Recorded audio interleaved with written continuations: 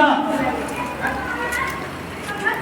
এই স্বাধীনতা প্রাপ্তির কিছু বছর আগেই, বছর দেড়েক আগে তিনি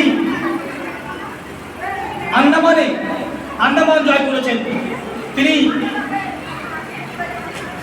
নাগাল্যান্ডের কোহিমা পর্যন্ত চলে এসেছিলেন তার আজাদিন বাহিনী নিয়ে। কিন্তু তৎকালীন সময়ে জাতি কংগ্রেসের যে নেতা নেতৃবৃন্দ মানুষকে জানতে দেয় যে নেতাজি সুভাষচন্দ্র বোস তার আজাদিন বাহিনী বার্মা জয় করে, আন্দামান জয় করে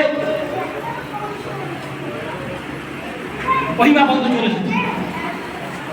জানতে দেয়নি মানুষকে, তাকে সমর্থন তো করার দূরের কথা, জানতে দেয়নি।